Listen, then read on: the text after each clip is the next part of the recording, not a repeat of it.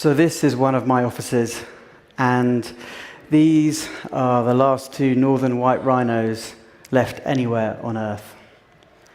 They're a stark reminder that we need to act now if we're going to preserve the natural world.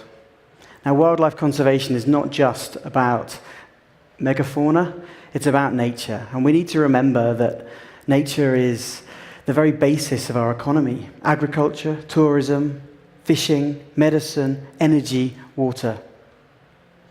Men wanted the hazardous journey, small wages, bitter cold.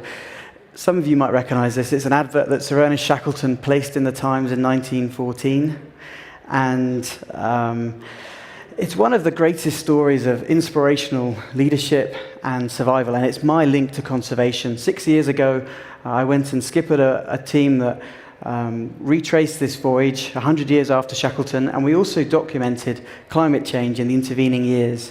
And this whole experience had a massive impact on me. And when I came back, I decided to leave my previous job and to go and work for the world's oldest international wildlife conservation charity, Fauna Flora International.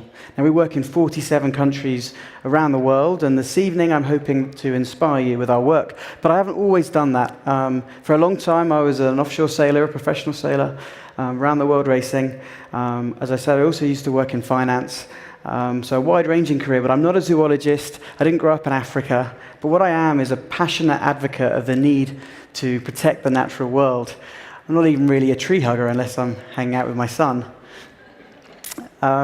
So why did I get into this work, and why do I believe it's so important, and why do I want to share this with you? Well, you can see I also get to spend quite a lot of time in the field, not just in a suit, here with mountain gorillas in Rwanda.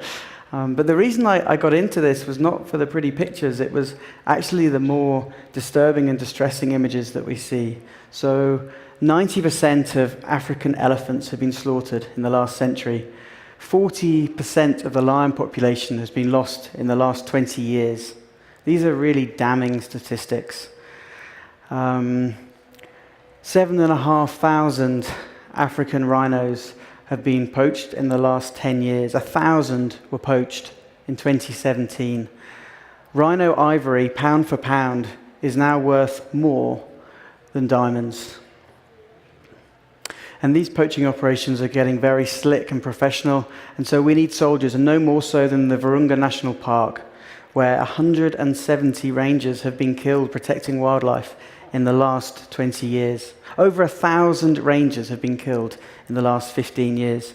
Now, we don't just fight on the ground, we also fight in the boardrooms, protecting critical habitats like this, such as this river and forest in Cambodia.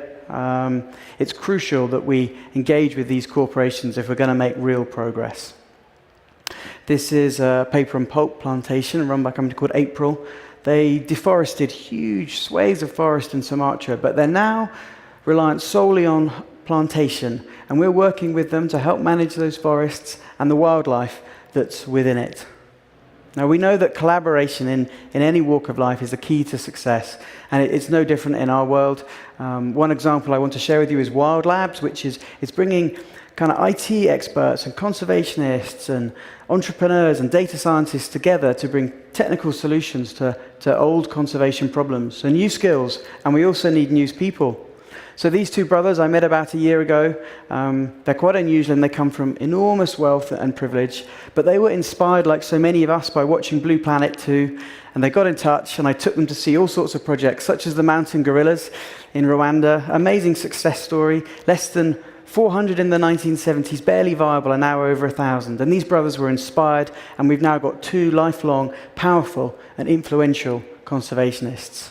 So who else do we need? Well, we need people who aren't afraid to get up there and talk about these challenges, but we also need people like you. We need accountants, lawyers, solicitors, IT experts, soldiers, language experts. It's a long, long list, and there are many roles for people in this world. We want to gently steer and educate and help people understand the value of nature for many reasons, not least so we don't lose this critically endangered Sumatran tiger species. There's only 400 left in the world. That means they're only just currently viable.